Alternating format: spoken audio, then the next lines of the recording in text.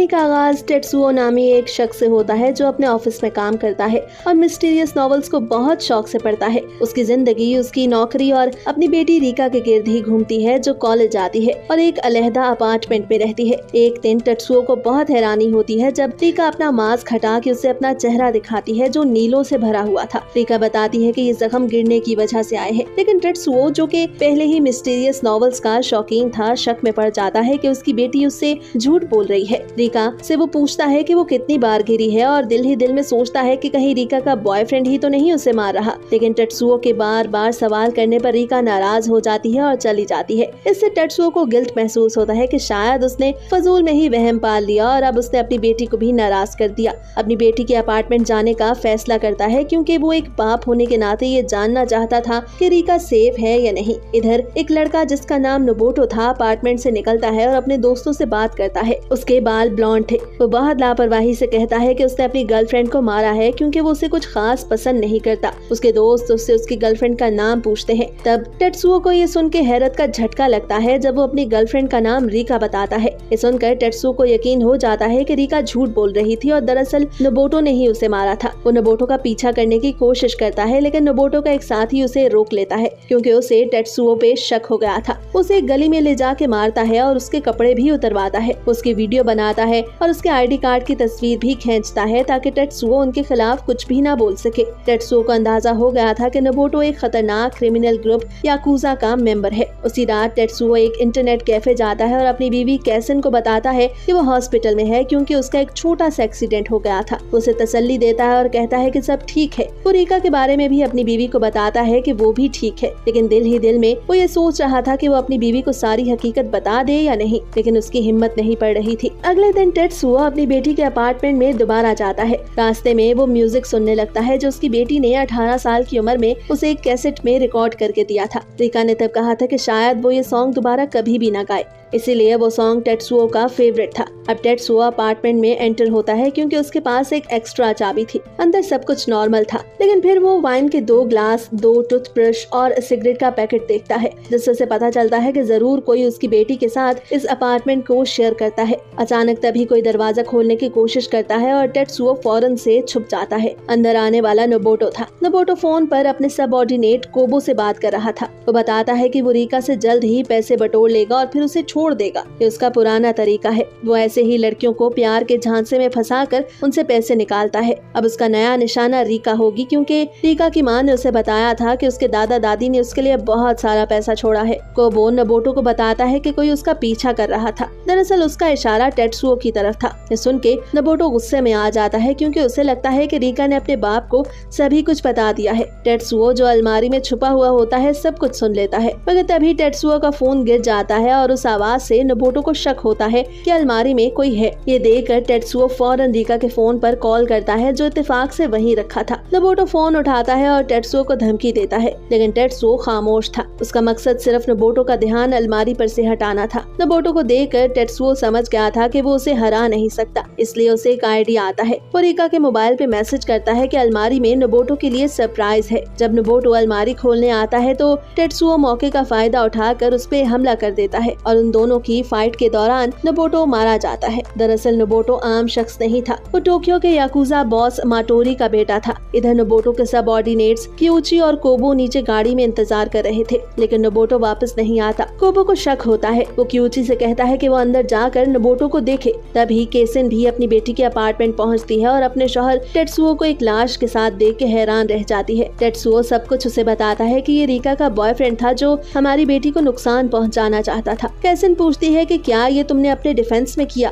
और क्या हम इसे प्रूफ के तौर पर इस्तेमाल कर सकते हैं। टेत्सुओ कहता है शायद, लेकिन उसे फिक्र होती है कि उसकी तस्वीरें तो उन लोगों के पास हैं और वो आसानी से उसे छोड़ेंगे नहीं। केसिन टेत्सुओ को तसल्ली देती है और कहती है कि वो उसके साथ है। वो फैसला करती है कि वो मिलकर इस मसले का हल निकालेंगे। वो टेत्सुओ से कहती है कि रिका के आने से पहले जगह को साफ कर दो। दरवाजे के बाहर क्यूची खड़ा केसिन की आवाज सुन रहा था। वो सोचता है कि शायद ये रिका की माँ है। थोड़ी देर बाद रिका भी घर वापस आ जाती है और अपने पेरेंट्स पेरेंट्स को देख के हैरान होती है। दरअसल रीका को नोबुटो से सच्ची मोहब्बत थी। हालांकि वो जानती थी कि वो जालिम है। उसका ख्याल था कि उस जैसा हैंडसम शख्स शायद एक दिन बदल जाएगा। केसन और रीका के जाने के बाद क्यूची अपार्टमेंट में दाखिल होता है ताकि देख सके कि नोबुटो कहाँ है। दरवाजे के हैंडल से उसे शक होता है कि कोई और भी यहाँ था। अंदर जाकर वो पूरे अपार्टमेंट की तलाशी देता है। कुछ दिन बाद कोबो की मुलाकात नोबुटो के फादर माटूरी से होती है। वो देखता है कि माटूरी किस तरह आसानी से लोगों को मैनिपुलेट करने में महारत रखता है। माटूरी पुलिस को भी चकमा देता है। माटूरी कोबो से पूछता है कि क्या वो उसके लिए किसी को भी मार सकता है। कोबो बोलता है कि हाँ बिल्कुल। माटूरी उसे बताता है कि मुझे कुछ पुराने हिसाब चुकाने हैं जिन्होंने मुझे गुस्सा दिलाया था। उसका पुराना बॉस जो हर वक्त उसे बातें सुनाता रहता, नोबुटो के टीचर्स जिन्होंने उसे पनिश किया था और उसकी बीवी जो उसे छोड़ गई थी। दरअसल वो खुद को एक नाकाम फादर समझता है और बदले की आग उसके दिल में अब भी जल रही थी। जब माटूरी को पता चलता है कि उसका बेटा गायब हो चुका है तो वो पहले से कहीं ज्यादा भड़क उठता है।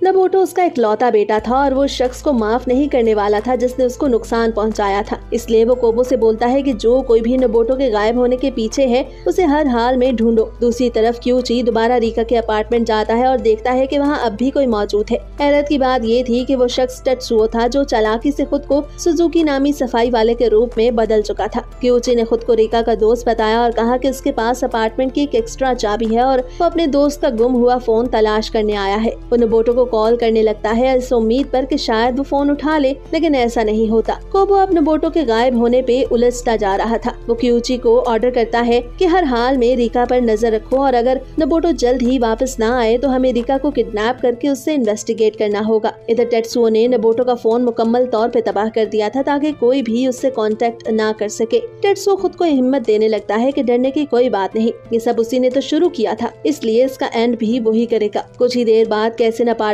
वापस आती है। वो टेत्सुओ की बताई तमाम चीजें साथ लाती है, मगर एक चीज वो लाना भूल गई थी। टेत्सुओ से थैंक्स बोलता है और अपने प्लानिंग बताता है कि वो नोबुटो की बॉडी को बाथ टब में पकाने के लिए रखेगा ताकि उसका जिस्म सुकड़ जाए जैसे गोश्त पकाने पर होता है। ये सब कुछ बहुत टेरेबल था, मगर कैसिन अपने शौहर का साथ देने का फैसला करती है। टेत्सुओ से बताता है कि तुम घर वापस चली जाओ और हमारी बेटी के लिए मजे का खाना बनाओ। इसके बाद टेत्सुओ नोबुटो की बॉडी को पकाने की कोशिश करता है, लेकिन तब उसे मालूम होता है कि रीका के अपार्टमेंट में प्लास्टिक का बाथ टब है जो गर्म पानी से खराब हो जाएगा। इस मसले के हल के लिए टेत्सुओ कार्डबोर्ड की मदद से एक इंसुलेटर तैयार करता है और टिन फॉइल को उसके ऊपर बिछा देता है। इस सब को वो एल्युमिनियम टेप से कवर करता है ताकि पानी कार्डबोर्ड तक ना पहुंचे। टेत्सुओ को पूरी उम्मीद थी कि इस तरीके से टब को कोई नुकसान नहीं पहुंचेगा और कोई स्मेल भी नहीं पैदा होगी। अब वो नोबुटो की बॉडी को पकाता है इतना कि उसका जिस्म सुकड़ जाता है। अब एक दरमियाने साइज के सूटकेस में भी वो पूरा आ जाता है। उस सूटकेस को देखकर कोई भी यकीन नहीं कर पाता कि एक एडल्ट इंसान उसमें पूरा आ सकता है। घर जाकर टेत्सुओ रीका को बताता है कि उसका अपार्टमेंट तो काफी गंदा है, उसे अक्सर सफाई की जरूरत पड़ेगी। वो रीका से बोलता है कि तुम क्यों नहीं घर से ही कॉलेज चली जाती। तब रीका उसे एक जादुई ट्रिक दिखाती है। फिर वो एक हॉरर मूवी देखने लगती है। टेत्सुओ पीछे से अपनी बेटी को देखता है और महसूस करता है कि वो कितनी बड़ी हो गई है। वो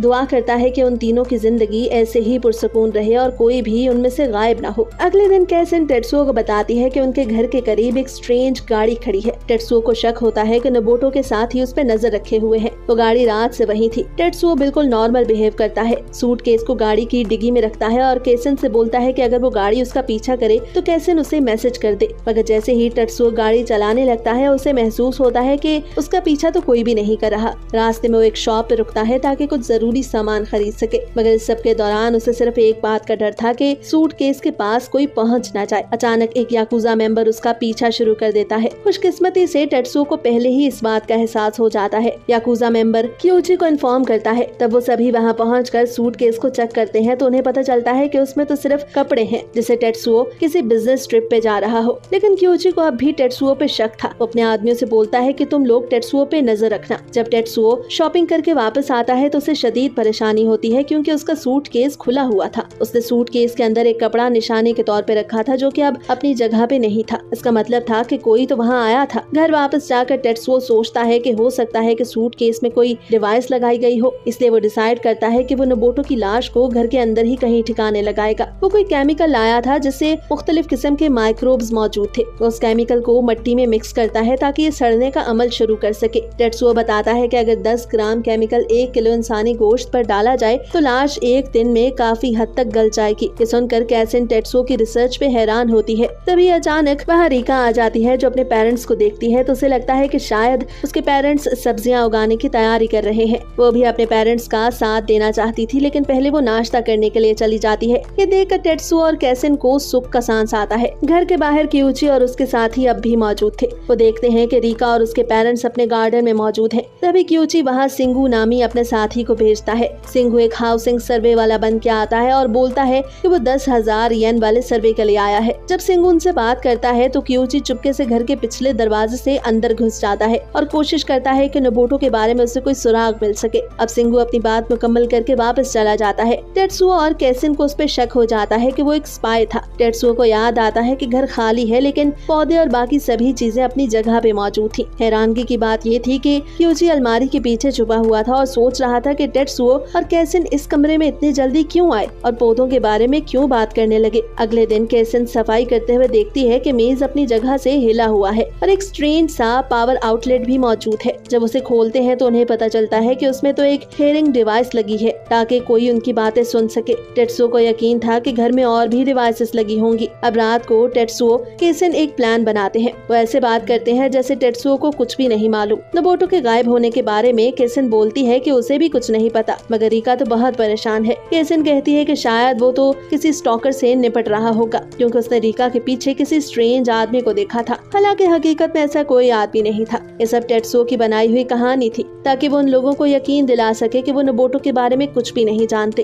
वो कहते हैं कि हमारे घर में भला ये डिवाइसेस किसने लगाई और हमारे घर के बाहर वो गाड़ी भी खड़ी थी। हम जल्द ही पुलिस को इस सब के बारे में बता देंगे। ये सुनकर क्यूची घबरा जाता है। उसे लगता है कि शायद वो अब पकड़ा जाएगा, इसलिए वो खुद को बचाने के लिए पीछे हटने का फैसला करता है। ये सब देखकर कैसिन को यकीन ही नहीं होता कि टेत्सुओ ऐसी कहानियां खुद से बना सकता है। टेत्सुओ से याद दिलाता है कि वो हमेशा से ही मिस्टीरियस नॉवेल्स पढ़ने का दीवाना था, इसलिए सारी सिचुएशन में उसे ऐसे आइडियाज आ रहे हैं। टेत्सुओ बोलता है कि अगर उसने वो कहानियां ना पढ़ी होती तो आज वो बिल्कुल बेबस होता। ये सुनकर कैसिन टेत्सुओ को तसल्ली देती है कि वो हमेशा उसका साथ देगी, क्योंकि वो भी अपने घर के किसी मेंबर को खोना नहीं चाहती, बिल्कुल वैसे ही जैसे टेत्सुओ भी नहीं चाहता। टेत्सुओ ये सब सुनकर जज्बाती हो जाता है। उसे अपनी बीवी को खतरे में डालने का एहसास भी था, लेकिन वो इस बात पे दिल ही दिल में काफी अच्छा महसूस करता है कि उसकी बीवी उसे बहुत अच्छे से समझती है और हर हाल में उसका साथ देती है। वो दोनों जानते थे कि जिस रास्ते पर वो चल पड़े हैं वो तबाही की तरफ जाता है। वो उस कत्ल को छुपाने में कामयाब तो हो गए थे, मगर उस कत्ल का बोझ वो अब सारी जिंदगी उठाएंगे। उसी रात टेत्सुओ काम से वापसी पर फैसला करता है कि वो रीका के अपार्टमेंट में वापस जाएगा ताकि सारे सबूतों को मिटा सके। अब जब टेत्सुओ वहाँ जाता है तो बाहर क्यूची भी उसका पीछा कर रहा था। वो कोबो को बताता है कि टेत्सुओ अपार्टमेंट के अंदर है और पुलिस बाहर मौजूद है, जिसकी वजह से वो अंदर नहीं जा सकता। टेत्सुओ को अंदर गए हुए 1 घंटे से ज्यादा गुजर चुका था और वो अभी तक बाहर नहीं आया था। क्यूची सोचने लगता है कि टेत्सुओ अंदर क्या कर रहा होगा। क्यूची को ये सब देख कर यकीन हो गया था कि टेत्सुओ और कैसिन की उस दिन सुनाई गई कहानी झूठ थी, क्योंकि उसी दिन क्यूची ने रीका के कॉलेज जाके जब उसके दोस्तों के जरिए रीका से पूछा कि क्या कोई उसका पीछा कर रहा था, तब रीका ने सबको बताया कि उसे तो ऐसा कभी भी महसूस नहीं हुआ कि कोई उसका पीछा कर रहा हो। अब घर आकर रीका ने अपनी माँ को भी यही बात बताई कि उसके दोस्त अचानक से उससे पूछने लगे कि कौन सा आदमी उसका पीछा कर रहा था, हालांकि उसे ऐसा महसूस ही नहीं हुआ था। इस सुनकर कैसिन भी हैरान रह जाती है, क्योंकि उस स्टॉकर वाली कहानी को तो उन्होंने खुद बनाया था ताकि वो क्यूची और कोबो को धोखा दे सके। उसने कभी सोचा भी नहीं था कि वो लोग यूनिवर्सिटी में जाकर रीका के दोस्तों से ये सारे सवाल करेंगे। इधर क्यूची और उसका साथी टेत्सुओ को पकड़ने की प्लानिंग करने लगते हैं। थोड़ी देर बाद टेत्सुओ को पकड़ लिया जाता है। उसके सर को ढांपते हैं और उसके हाथ भी बांध देते हैं। क्यूची उसके सामने नहीं आता और सिर्फ इतना कहता है कि वो जानता है कि पिछली रात टेत्सुओ और कैसिन ने वो कहानी खुद से घड़ी थी। क्यूची बोलता है कि उसने खुद रीका के दोस्तों से यूनिवर्सिटी में जाके पूछा था और वो जान चुका है कि स्टॉकर वाली कहानी झूठी थी। इसके बाद वो टेत्सुओ को मारना शुरू कर देते हैं और बोलते हैं कि सच बताओ वरना अंजाम बुरा होगा। टेत्सुओ वो मार बर्दाश्त नहीं कर पाता, तब वो सच बताने का फैसला करता है, लेकिन फिर एक और झूठी कहानी घड़ लेता है। इस बार वो बताता है कि स्टॉकर को सबसे पहले कैसिन ने देखा था। रीका को उसके बारे में कुछ भी नहीं मालूम। टेत्सुओ बोलता है कि सब पिछले नवंबर में शुरू हुआ, जब उसकी बीवी ने उसे बताया कि कोई स्ट्रेंज बंदा रीका का पीछा कर रहा था। तब टेत्सुओ ने अपनी बेटी को कुछ भी न बताने का फैसला किया, क्योंकि वो अपने एग्जाम्स की तैयारी कर रही थी। इसीलिए उन्होंने डिसाइड किया कि वो एक स्पाई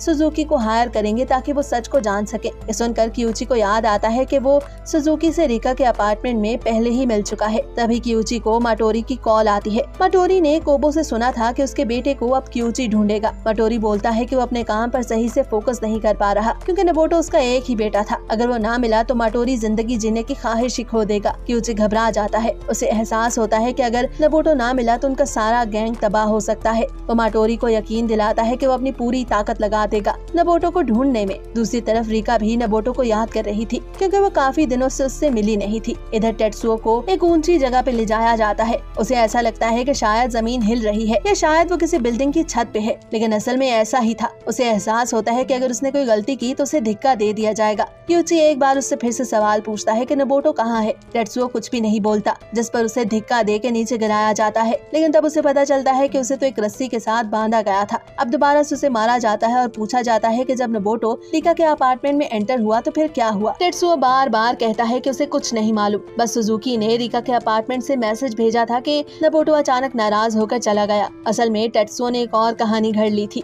वो कहता है कि सुजुकी ने उसे कांटेक्ट के लिए सिर्फ अपना ईमेल एड्रेस दिया था और कहा था कि सभी मैसेजेस को साथ साथ डिलीट करते जाना। ये सुनकर क्यूची को मजीद गुस्सा आ जाता है और वो टेत्सुओ को मारता है। वो कहता है कि अब वो कैसिन से भी यही सब सवाल करेगा। वो बोलता है कि अगर कैसिन के सारे जवाब टेत्सुओ से मैच ना किए तो वो रिका को भी पकड़ लेंगे, जिस पर टेत्सुओ उन्हें ऐसा करने से मना करता है क्योंकि वो नहीं चाहता था कि इस सब में उसकी बेटी को इन्वॉल्व किया जाए। अब क्यूची अपने बंदे को कॉल करता है जिसने कैसिन को रस्सी से बांधा हुआ था। अब वो कैसिन से भी वही सवाल पूछते हैं जो उन्होंने टेत्सुओ से पूछा था। हैरानी की बात ये थी कि कैसिन भी वही कहानी सुनाती है जो टेत्सुओ ने सुनाई थी। वो बताती है कि पिछले साल नवंबर में एक शख्स रिका का पीछा कर रहा था, मगर उस सब के बारे में रिका को नहीं बताना चाहते थे। इसलिए उन्होंने एक स्पाई सुजुकी से बात की और इस सब के बारे में पता चलाने को बोला। दरअसल टेत्सुओ ने कैसिन से वो नकली कहानी याद रखने को कहा था जो उसने एक दिन पहले ही बनाई थी, क्योंकि उसे पहले ही एहसास हो गया था कि नबोटो के बंदे उन दोनों को पकड़कर उनसे सवाल जरूर पूछेंगे। क्यूची कैसिन से पूछता है कि वो नबोटो के बारे में क्या जानती है। अब इस बात पे कैसिन कंफ्यूज हो जाती है क्योंकि उसके शौहर ने उसे सवाल का जवाब नहीं सिखाया था। लेकिन फिर वो घबराते हुए कुछ ना जानने का बहाना करती है और बात को किसी और तरफ मोड़ देती है, जिससे क्यूची और बाकी मेंबर्स को गुस्सा आ जाता है। वो क्यूची को इन्फॉर्म करते हैं कि वो यहाँ से जा रहे हैं क्योंकि कैसिन को कुछ भी नहीं पता। थोड़ी देर बाद कोबो क्यूची से बोलता है कि उन्हें नबोटो अभी तक नहीं मिला। अब कोबो ये काम अपने दूसरे आदमी को देने का फैसला करता है। क्यूची को अपनी नाकामी पे गुस्सा आ रहा था। फिर वो टेत्सुओ के सर पर से मास्क हटाता है और टेत्सुओ को एहसास होता है कि क्यूची तो वो आदमी था जो पिछले दिन रिका का दोस्त बन के आया था। क्यूची टेत्सुओ को यकीन दिलाता है कि कैसिन महफूज है, लेकिन वो टेत्सुओ को मारना चाहता है क्योंकि उसे लग रहा था कि टेत्सुओ ने ही नबोटो को मारा है और उसकी लाश समुद्र में फेंक दी है। क्यूची अपनी नाइफ बाहर निकालता है तो टेत्सुओ ना चाहते हुए उसके सामने एक ऑप्शन रख देता है कि वो दोनों नबोटो को मिलकर तलाश करेंगे। दरअसल टेत्सुओ के पास खुद को बचाने के लिए इसके अलावा और कोई हल नहीं था। टेत्सुओ इतना ज्यादा जख्मी था कि उसे 3 दिन हॉस्पिटल में रुकना पड़ा। इसके बाद वो अपनी बीवी से मिलता है और बताता है कि उनकी प्लानिंग कामयाब रही और वो शायद अब याकुजा ग्रुप के शक से बाहर है। हकीकत में टेत्सुओ ने झूठ बोला था क्योंकि वो अब भी इस गंदगी में और ज्यादा इन्वॉल्व हो चुका था, लेकिन वो अपनी बीवी को इस खतरनाक मसले में इन्वॉल्व नहीं करना चाहता था और अकेला ही उसका सामना करना चाहता था। उसी शाम क्यूची टेत्सुओ को बुलाता है ताकि वो जान सके कि उसने नबोटो को ढूंढने के लिए क्या प्लान बनाया। उससे पूछता है कि तुम उस दिन नबोटो का पीछा क्यों कर रहे थे। टेत्सुओ बताता है कि उसने उस दिन अपनी बेटी के चेहरे पर निशान देखे थे। उसे फिक्र होने लगी थी कि उसके साथ ऐसा क्या हुआ। यही देखने के लिए वो उसके अपार्टमेंट गया। वहाँ उसने किसी को रिका का नाम लेते हुए सुना और फिर वो नबोटो का पीछा करने लगा। इसके बाद क्यूची टेत्सुओ को लेके एक क्लब जाता है जहाँ पर आखिरी बार नबोटो दिखा था। वहाँ उन्हें एक लड़की मिलती है जिसका नाम हिबिकी था और वो नबोटो की गर्लफ्रेंड थी। टेत्सुओ को ये जान के बहुत गुस्सा आता है कि नबोटो रिका के साथ उसे भी डेट कर रहा था। हिबिकी बताती है कि नबोटो हकीकत में बहुत बुरा इंसान था, फिर भी वो उससे मोहब्बत करती थी और रिका एक नॉन अट्रैक्टिव लड़की थी जिसको बिल्कुल भी नहीं पता था कि नबोटो को कैसे संभालना है। ये सुनकर टेत्सुओ को नबोटो पे और गुस्सा आता है और वो सोचता है कि उसने अच्छा ही किया नबोटो जैसे इंसान को मारकर। बाद में टेत्सुओ को मैसेज आता है कि वो वापस आए। दरअसल वो वहाँ से थोड़ी देर के लिए रेस्ट रूम गया था, लेकिन जब वो वापस आता है तो वहाँ पर सिर्फ हिबिकी मौजूद थी। दरअसल क्यूची छुप के सुनने वाली डिवाइस के जरिए उनकी बातें मॉनिटर करने की कोशिश कर रहा था, जबकि टेत्सुओ हिबिकी से पूछता है कि वो नबोटो को ढूंढने में याकुजा मेंबर्स की मदद क्यों कर रहा है। टेत्सुओ बताता है कि उसने ये सभी कुछ अपनी बेटी को बचाने के लिए किया क्योंकि ये सभी उसे भी तंग कर सकते हैं। इसके बाद वो एक और कहानी घड़ता है। वो बोलता है कि शायद याकुजा मेंबर्स नबोटो के साथ धोखा कर चुके हों और हकीकत को छुपाने की कोशिश कर रहे हों। वो कहता है कि शायद नबोटो जिंदा हो और छुप रहा हो। वो हिबिकी से बोलता है कि वो नबोटो के बारे में जो भी पता है उसे बताए ताकि उसे ढूंढा जा सके। वो वादा करता है कि वो ये बात किसी को भी नहीं बताएगा। हिबिकी बोलती है कि नबोटो वाकई में एक मुश्किल इंसान था, लेकिन उसे उम्मीद है कि उसे जल्द ही ढूंढ लिया जाएगा। फिर वो टेत्सुओ को बताती है कि नबोटो ने उसे कुछ साल पहले बताया था कि वो एक गाड़ी को लूटकर पहले ही याकुजा मेंबर्स को धोखा दे चुका है। ये सुनकर टेत्सुओ शॉक्ड हो जाता है क्योंकि नोबुटो ने अपने ही साथियों को धोखा दिया था। मगर खुशकिस्मती से क्यूची की सुनने वाली डिवाइस खराब हो जाती है, इसलिए वो उनकी बातें नहीं सुन पाता। हिबिकी नोबुटो के सोशल मीडिया अकाउंट्स के बारे में भी टेत्सुओ को बताती है। टेत्सुओ अकाउंट के नाम को याद करने की कोशिश करता है, तभी कुछ और याकुजा मेंबर्स उन्हें 10 मिलियन येन का चेक देने को बोलते हैं।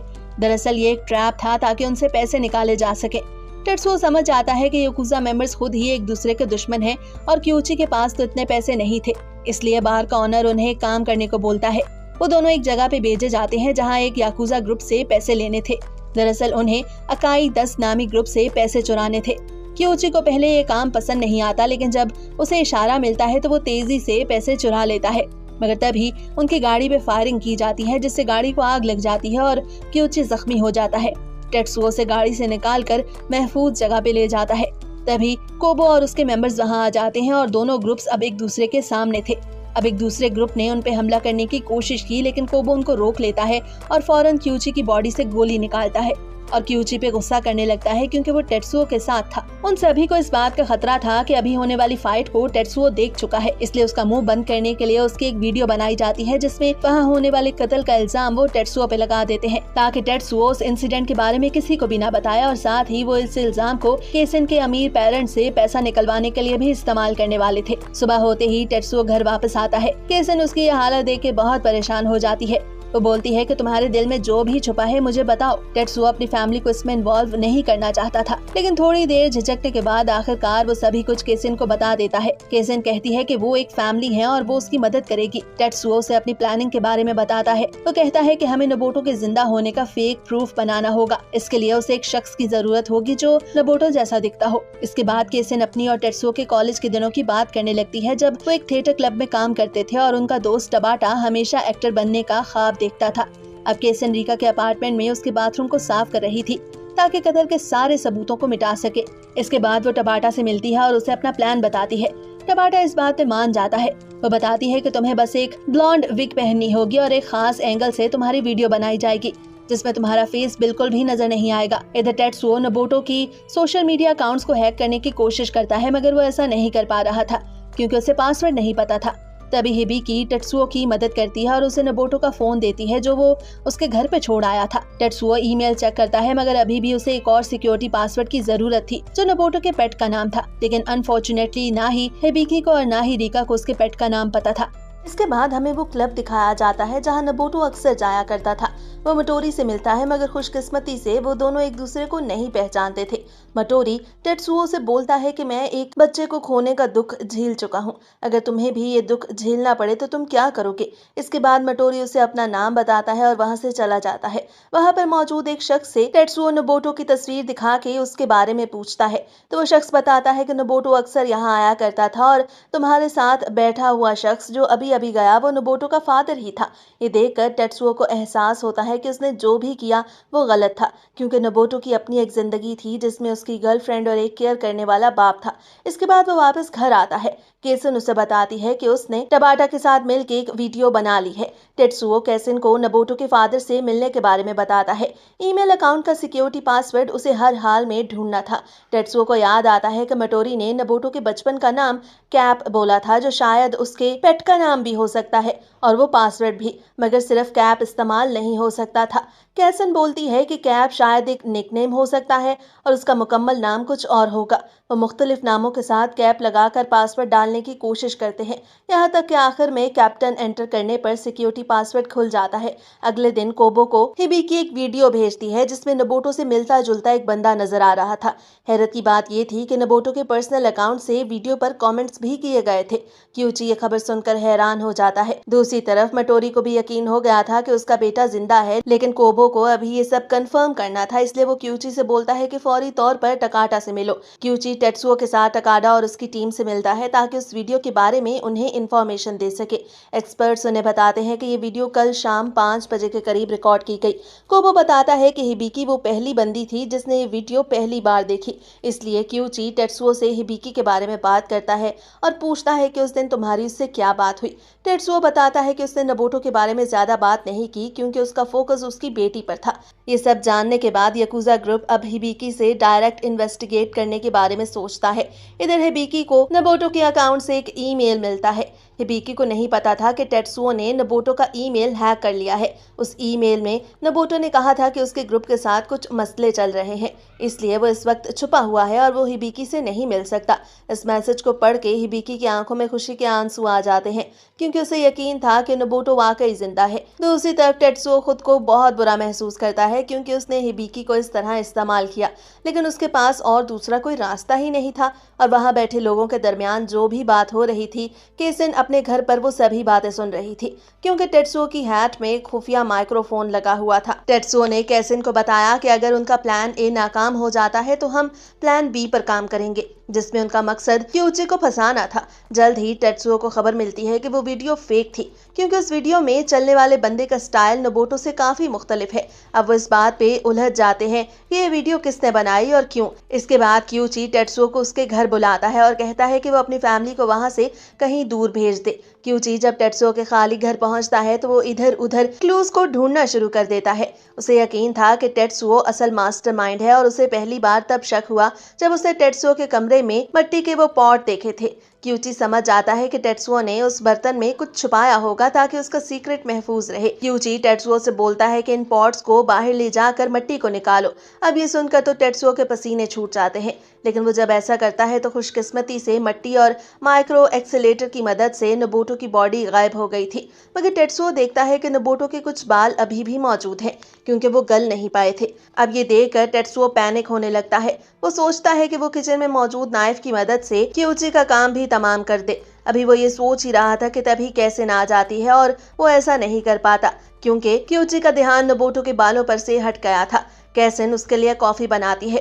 तब क्यूची बताता है कि वो याकुबा ग्रुप का मेंबर है और उसी ने उनके घर पर वो हियरिंग डिवाइस लगाई थी। वो ये भी बताता है कि रात को उनका ग्रुप केसन से कुछ सवाल करने आने वाला है। हालांकि केसन तो पहले ही क्यूची के बारे में सभी कुछ जानती थी, मगर वो ऐसे प्रिटेंड करती है जैसे उसे उसकी बात सुन के बहुत ज्यादा गुस्सा आ गया हो। वो धमकियां देने लगती है। क्यूची और केसिन के दरमियान बहस के दौरान क्यूची को अचानक पेट में दर्द महसूस होता है। केसिन बताती है कि दूध खराब था। क्यूची बाथरूम की तरफ दौड़ता है। उसे नहीं पता था कि केसिन ने दोनों कपों में एक लग्जेटिव मिला दिया, ताकि क्यूची को ये शक न हो कि उसके कप में ही कुछ मिक्स किया गया था। इधर टेत्सुओ भी शदीद पेट दर्द को बर्दाश्त कर रहा था। ये देखकर वो खुश था कि उसकी बीवी कितनी अक्लमंद और चालाक है। वो क्यूची का लैपटॉप इस्तेमाल करके उसे हैक करने की कोशिश करता है, क्योंकि क्यूची बाथरूम भाग गया था। अब टेत्सुओ से मजीद दर्द बर्दाश्त नहीं हो रहा था, इसलिए वो घर की पिछली जानिब चला जाता है ताकि खुद को फ्री कर सके। अब जब वो वापस आता है तो देखता है कि वहाँ पर रीका भी मौजूद है। क्यूची उसे बताता है कि मैं टेत्सुओ का कोलीग हूँ। फिर वो रीका से नोबुतो के बारे में पूछता है। इधर टेत्सुओ क्यूची के ईमेल्स पढ़ता है, जिससे उसे पता चलता है कि याकुजा मेंबर्स सारा इल्जाम टेत्सुओ पर लगाने वाले हैं, क्योंकि वो हर हाल में ऑर्गेनाइजेशन को एक्टिवेट रखना चाहते थे, और अगर मटोरी को उसके बेटे का कातिल ना मिला तो वो ऑर्गेनाइजेशन को खत्म कर देगा। इधर रीका को जूते में एक छोटा सा लेटर मिलता है जो क्यूची ने वहाँ पे रखा था। उस लेटर में लिखा था कि अगर उसे है कि उसके पेरेंट्स उससे कुछ छुपा रहे हैं तो वो ईमेल पर क्यूची से कांटेक्ट करे। क्यूची और उसके साथियों की बातें पढ़ने के बाद केसिन भी परेशान हो जाती है। वो फौरन टेत्सुओ को ईमेल करती है कि वो खुद पर से इल्जाम हटाने के लिए फौरन क्यूची को कोई न कोई क्लू दे। क्यूची और टेत्सुओ वापस रीका के अपार्टमेंट आ जाते हैं। टेत्सुओ को फिक्र होने लगती है कि शायद उसने नोबुतो को मार के कुछ सबूत छोड़ दिया होगा। केसिन क्यूची के पते पर पहुंचती है तो पता चलता है कि ये तो उसके पेरेंट्स का घर है, जहां वो उसकी माँ से मिलती है। क्यूची अपने साथियों को एक खास तरह का टूल लाने को बोलता है। टेत्सुओ दुआ कर रहा था कि उसकी एक हफ्ते की मेहनत जाया ना हो और क्यूची को कुछ भी ना पता चले। केसिन क्यूची की माँ को बताती है कि वो एक शॉपिंग सर्वे टीम की मेंबर है। केसिन के बैग में से वो टैबलेट मौजूद था जिसमें टेत्सुओ ने फेक नोबुतो की वीडियो एडिटिंग सॉफ्टवेयर और fake social media accounts save किए थे। उसके साथ ही एक डिब्बे में नोबुतो की बाकी बची कुची हड्डियों के टुकड़े भी मौजूद थे। अब अगर फेक वीडियो वाला प्लान कामयाब ना होता तो ये सबूत क्यूची या किसी दूसरे याकुजा मेंबर के घर रख के उन्हें फंसाया जाना था। केसिन, जिसके ख्याल में ये सभी कुछ ठीक नहीं था और अब उसने क्यूची की माँ से भी मिल लिया था, तो वो वहां से वापस आ जाती है। उसने वो बैग वहां नहीं छोड़ा था, बल्कि क्यूची का असल पता ढूंढने का फैसला किया था। केसिन देखती है कि क्यूची रीका से ईमेल पर बात कर रहा है। ये देखकर वो रीका को मैसेज करती है और बताती है कि उसे पता है कि वो क्यूची से बात कर रही है। अब क्यूची ने रीका से मिलने का प्लान बनाया था ताकि वो असल हकीकत को जान सके।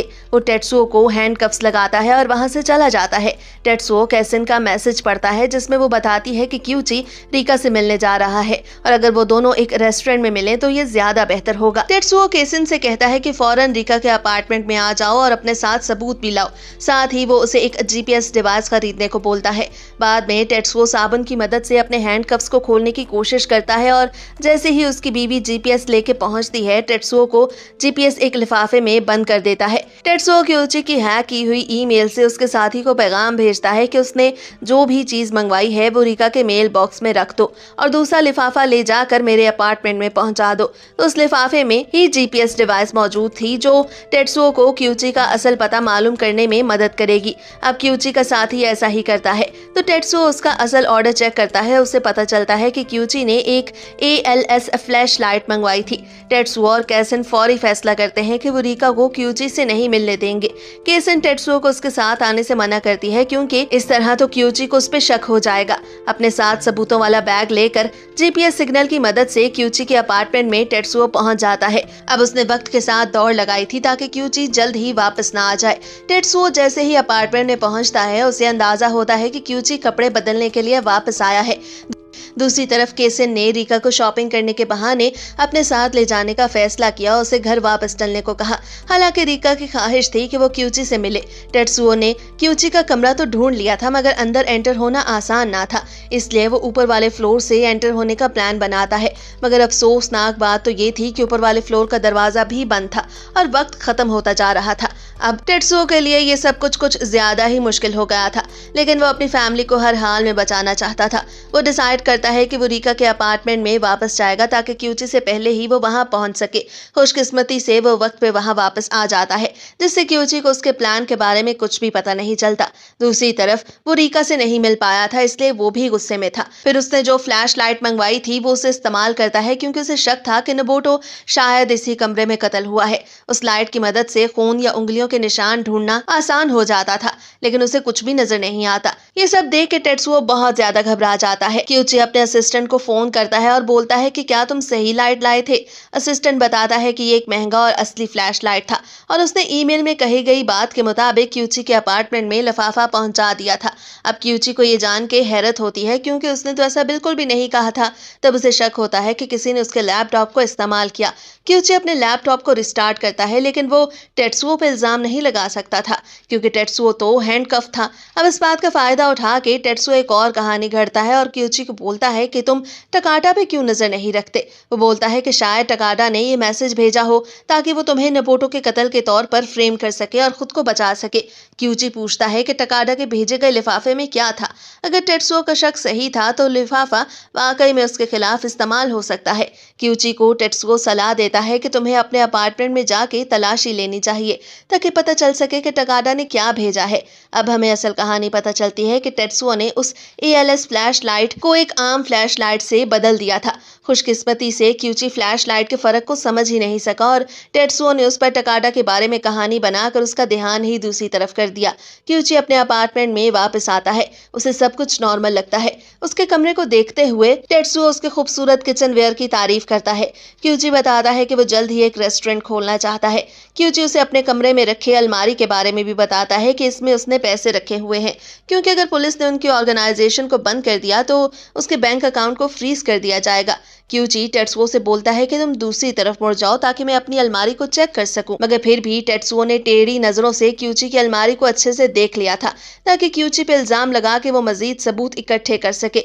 अब क्यूची का शक कुछ पक्का हो रहा था क्योंकि उसे लगने लगा था कि टेत्सुओ से फंसाने की कोशिश कर रहा है। क्यूची टेत्सुओ से कहता है कि याकुजा मेंबर्स को फेस करना आसान काम नहीं।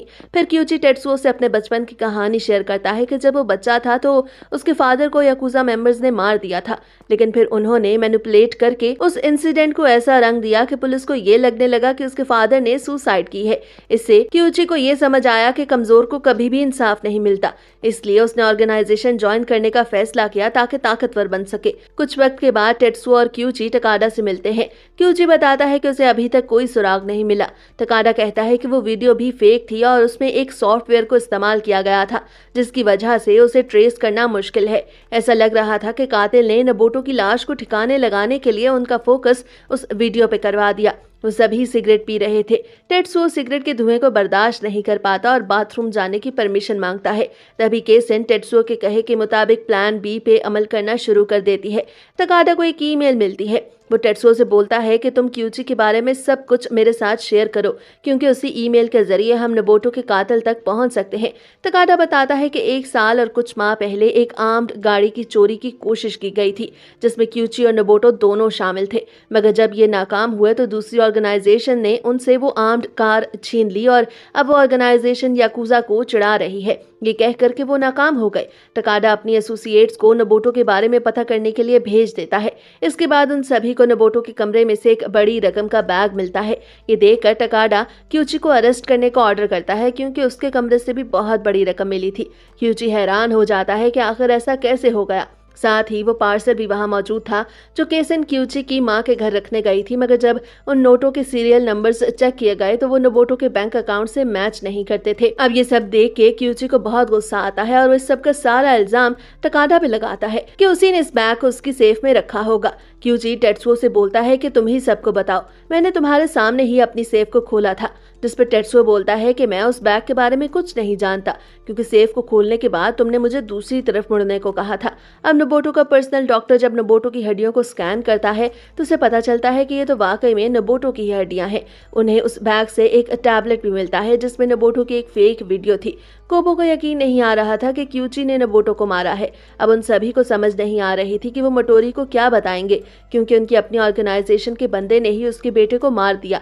इसलिए क्यूची को अपनी सजा कबूल करनी ही पड़ेगी। वो सभी उसके पैसों को भी हथियाने का प्लान बना लेते हैं। क्यूची बोलता है कि उसने बहुत मेहनत से पैसा कमाया है, तुम लोग इस पैसे को कहीं भी नहीं ले जा सकते। वो कोबो को बोलता है कि तुम्हें ट्रैप में फंसाया जा रहा है। मेरा ईमेल अकाउंट किसी ने हैक किया था और मेरे असिस्टेंट को मेरे घर लिफाफा भेजने को भी कहा गया था। ये बात सुनकर टेत्सुओ को टकाडा पे शक हो गया था, इसलिए हम दोनों मेरे अपार्टमेंट में गए ताकि वहां की तलाशी ले सके, लेकिन हमें कुछ भी नहीं मिला। क्यूची कहता है कि टकाडा को मिलने वाली ईमेल भी फेक थी। क्यूची को यकीन था कि जब टकाडा ने पैसे चेक करने के लिए सेफ खोला तो उसी ने वो बैग वहां पे रख दिया। अब क्यूची को यकीन हो गया था कि टेत्सुओ और टकाडा ने मिलकर उसे नबोटो का कातिल फ्रेम करने की कोशिश की थी। टकाडा बोलता है कि ये सब बिल्कुल सच नहीं, क्योंकि मेरे सबऑर्डिनेट ने मुझे सेफ खोलते हुए रिकॉर्ड किया था, जिससे ये साबित होता है कि बैग शुरू से ही वहां पर था। अब टेत्सुओ उस वक्त को याद करता है जब टकाडा ने उससे कहा था कि वो क्यूची के बारे में जो कुछ जानता हो वो शेयर करे। तब उसने बताया कि वो अभी अभी क्यूची के अपार्टमेंट से आया है, जहां वो कुछ तलाश करने गए थे। क्यूची को यकीन था कि टकाडा उसे नबोटो का कातिल फ्रेम करना चाहता है, और जब क्यूची ने अपनी सेफ को चेक किया तो उसने टेत्सुओ को उसमें मौजूद चीजों को देखने ही नहीं दिया। इससे टेत्सुओ को ये शक हो गया कि जरूर क्यूची की सेफ में कोई प्रूफ मौजूद है। जब टेत्सुओ और क्यूची टकाडा के घर पहुंचे तो टेत्सुओ ने बाथरूम जाने की परमिशन मांगी। तभी टेत्सुओ ने अपनी बीवी को एक मैसेज भेजा जिसमें उसे कहा गया कि वो सबूत को ले आए जो उसने बाहर गटर में छुपाए हुए थे। इस सब के बाद टकाडा टेत्सुओ को घर जाने को बोलता है और कहता है कि जो कुछ भी हुआ उसे भूल जाओ। वहां से निकलते वक्त क्यूची को फंसाने के बारे में उसे गिल्ट महसूस हो रहा था, क्योंकि क्यूची ने नबोटो को नहीं मारा था और ना ही अपनी ऑर्गेनाइजेशन को धोखा दिया था। अब हमें असल कहानी मजीद पता चलती है कि केसन ने टेत्सुओ से कुछ सामान खरीदने को बोला, जैसे रस्सा सीढ़ी और दीगर टूल्स। उनका मकसद ये था कि क्यूची के कमरे तक पहुंच सके जो 9th फ्लोर पर था। टेत्सुओ के प्लान के मुताबिक केसन इमरजेंसी एग्जिट से 10th फ्लोर पर उतरेगी और फिर दूसरे इमरजेंसी एग्जिट से 9th फ्लोर पर वापस आ जाएगी। वहां पहुंचकर उसे सिर्फ क्यूची के कमरे तक पहुंचना था। खुशकिस्मती से क्यूची के टेरेस का दरवाजा खुला हुआ था, जिससे केसन को जल्दी से कमरे में दाखिल होने और सेफ तलाश करने का मौका मिल गया। टेत्सुओ ने केसन को बताया था कि क्यूची ने 4 डिजिट पासवर्ड का इस्तेमाल किया था, जिसका मतलब था कि वैसे 10,000 पॉसिबल पासवर्ड्स को इस्तेमाल किया जा सकता है। इसलिए टेत्सुओ ने उसे ALS फ्लैशलाइट इस्तेमाल करने की सलाह दी जो क्यूची ने ही खरीदी थी। उस खास फ्लैशलाइट से उंगलियों के निशान तलाश किए जा सकते थे। आखिरकार वो नंबर जो क्यूची अक्सर दबाया करता था अंधेरे में चमकने लगता है। उन नंबरों की मदद से केसिन को अब सिर्फ 24 पॉसिबल पासवर्ड्स को इस्तेमाल करना था, मगर 3 नाकाम कोशिशों के बाद पासवर्ड के बटन 10 मिनट के लिए लॉक्ड हो जाते हैं। केसिन सोचती है कि अगर वो मुसलसल गलत पासवर्ड डालती रही तो इसमें तो बहुत वक्त लग जाएगा। तब वो प्रेयर करती है और एक बार फिर से अपनी किस्मत आजमाने का फैसला करती है और इस बार सेफ खुल गई थी। तब वो इस पार्सल को वहां रख देती है। अगले दिन केसिन घर वापस आती है और टेट्सुओ से पता चलता है कि उनका मसला हल हो गया। इधर क्यूची याकुजा मेंबर से भागने की कोशिश करता है और अपने अपार्टमेंट की छत तक पहुंचने के लिए बाहर टेरेस पे जाता है। तब वो देखता है कि उसका टेरेस कुछ ज्यादा ही खराश ज़दा है, जो एक रस्सा सीढ़ी की वजह से पैदा हुई थी, जिससे उसको शक हो गया था। लेकिन उसे टकाडा और उसके आदमियों से बचने की जरूरत थी और वो वापस अपने कमरे में जाता है ताकि वहां मौजूद आखिरी रकम को हासिल कर सके। क्यूची अपने सेफ से पैसा हवा में फेंक देता है। दरअसल ये उसका एक प्लान था। वो लोगों से बोलता है कि पुलिस को बुलाओ क्योंकि मेरा पैसा टकाडा और उसके आदमियों ने हड़प लिया है। इससे टकाडा और उसके ग्रुप को पीछे हटना पड़ता है। तभी क्यूची को यकीन हो जाता है कि किसी ने उसके कमरे में घुस के उसके खिलाफ ये साजिश की थी। ताहम क्यूची को यह पक्का यकीन था कि ये सभी कुछ टेट्सुओ नहीं कर सकता क्योंकि वो हमेशा उसके साथ ही होता था। टेट्सुओ घर नहीं जाता बल्कि रीका के अपार्टमेंट में जाता है क्योंकि वो बहुत थका हुआ था और पूरी रात से सोया नहीं था। अब क्यूची मटोरी को कॉल करता है और कहता है कि वो उसके बेटे का कातिल नहीं बल्कि असल कातिल तो कोई और है। यहाँ पर क्यूची मटोरी को बताता है कि असल कातिल शायद टेट्सुओ है। क्यूची बोलता है कि अगर मटोरी ने उसे मार दिया तो नोबुटो का असल कातिल जिंदा बच जाएगा, क्योंकि क्यूची ये भी कहता है कि पूरी ऑर्गेनाइजेशन के मेंबर्स नोबुटो के आर्म्ड गाड़ी वाले इंसिडेंट के बारे में जानते थे। इससे टकाडा और उसके लोग सिर्फ प्रिटेंड कर रहे थे कि वो उसकी तलाश कर रहे हैं ताकि मटोरी को याकुजा ग्रुप के साथ रहने के लिए कंट्रोल किया जा सके। मटोरी क्यूची से बोलता है कि अगर ये बात सच है तो क्यूची ने नोबुटो के असल कातिल को ढूंढने में उसकी मदद करे, चाहे इसके लिए वो जितना ज्यादा वक्त ले ले। मटोरी को इस बात से फर्क नहीं पड़ता कि नोबुटो को क्यूची ने मारा या टेट्सुओ ने, बस उसे उसके कातिल को हर हाल में पकड़ना था। मटोरी कोबो को टेट्सुओ के बारे में सभी कुछ पता करने को बोलता है। क्यूची की तरह वो भी कोबो से एक फ्लैश लाइट मंगवाता है। अब मटोरी अपने आदमी के साथ रीका के अपार्टमेंट में जाता है और वो अपने आदमी को बाहर खड़ा होने का बोल के खुद अंदर घुस जाता है।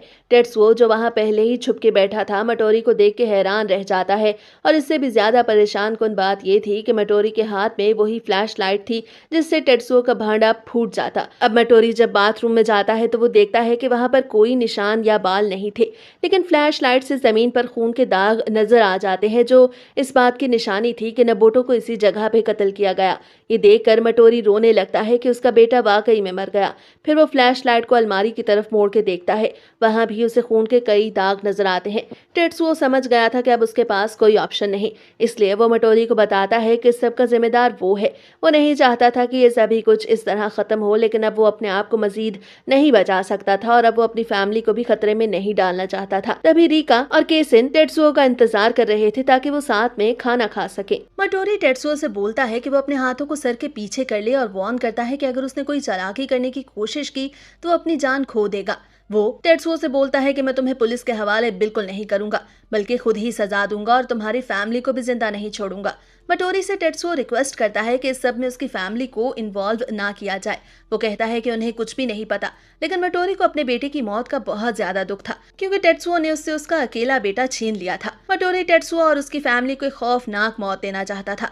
तब अपनी फैमिली के बारे में सोच के टेट्सुओ खुद को मोटिवेट करता है और मटोरी का मुकाबला करने की कोशिश करता है।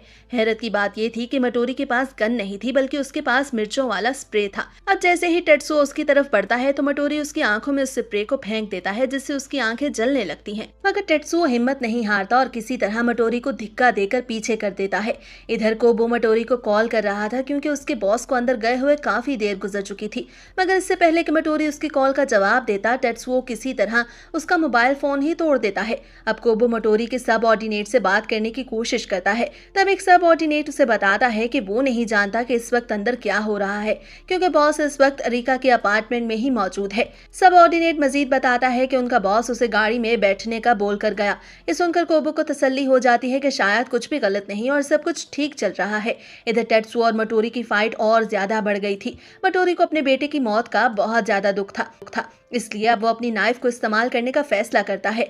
मगर तभी अपार्टमेंट के बाहर पुलिस आ जाती है तो वहां पहुंचकर अपार्टमेंट का दरवाजा खटखटाने लगती है और कहते हैं कि अंदर जो कोई भी है वो बाहर आ जाए। टेत्सुओ पूरी कोशिश कर रहा था कि पुलिस को मटोरी की आवाज बिल्कुल भी ना पहुंच सके। वो मटोरी के मुंह पे हाथ रखे हुए था, मगर तभी इस सबको मटोरी बर्दाश्त नहीं कर पाता और मर जाता है। टेत्सुओ पुलिस से बात करता है और बोलता है कि अंदर सब कुछ ठीक है। दरअसल नीचे मौजूद नेबर्स ने पुलिस को ऊपर से आने वाली आवाजों की वजह से बुलाया था और पुलिस इसलिए अंदर जाना चाहती थी ताकि ये देख सके कि अपार्टमेंट में क्या हो रहा है। मगर टेत्सुओ के यकीन दिलाने पे पुलिस मान जाती है और वहां से चली जाती है। इसके बाद मटोरी का एक सबऑर्डिनेट जब अपार्टमेंट में दाखिल होता है तो देखता है कि मटोरी के शूज भी वहां पर नहीं मौजूद। वो कोबो से बात करता है और बताता है कि पुलिस के आने की वजह से उसे छुपना पड़ा, लेकिन अब अंदर आने पर उसे पता चला कि बॉस और ना ही उनके शूज वहां पर मौजूद हैं। इधर केसिन को टेत्सुओ की बहुत ज्यादा फिक्र हो रही थी। कॉल पे बात करने पे टेत्सुओ उसे बताता है कि सभी कुछ ठीक है, वो बस रिका के साथ एंजॉय करे और बहुत जल्द ही वो भी उन्हें ज्वाइन करेगा। तब रिका भी अपने फादर को याद करने लगती है। वो अपने बचपन की उन मेमोरीज को याद करती है जब हर मुश्किल टाइम पे उसके फादर उसे बचाने के लिए पहुंच जाते थे। उसे यह भी एहसास होता है कि नबोटो एक बुरा इंसान था। अब वो नबोटो के बारे में अपने दिल में कोई भी फीलिंग्स महसूस नहीं करती। इधर टेत्सुओ मटोरी की बॉडी को ठिकाने लगाने के लिए गड्ढा खोदता है। बारिश बहुत तेज हो रही थी, लेकिन टेत्सुओ को यह काम अभी ही निपटाना था। किसी तरह वो उसकी बॉडी को उस गड्ढे में दफन करने के बाद घर वापस आता है तो केसिन उसके मुंह पे एक थप्पड़ मारती है, क्योंकि उसे टेत्सुओ की बहुत ज्यादा फिक्र हो रही थी। थप्पड़ खाने के बावजूद टेत्सुओ को बुरा नहीं लगता, क्योंकि वो जानता था कि उसकी बीवी उससे बहुत मोहब्बत करती है। घर आने पर वो देखता है कि उसकी बेटी भी उसका इंतजार कर रही थी, लेकिन रिका अपने फादर से इस बात पे अपसेट होती है कि उसने उन्हें बहुत ज्यादा इंतजार करवाया। अगले दिन जिंदगी नॉर्मल हो जाती है। टेत्सुओ अपने काम और रिका अपने कॉलेज चली जाती है।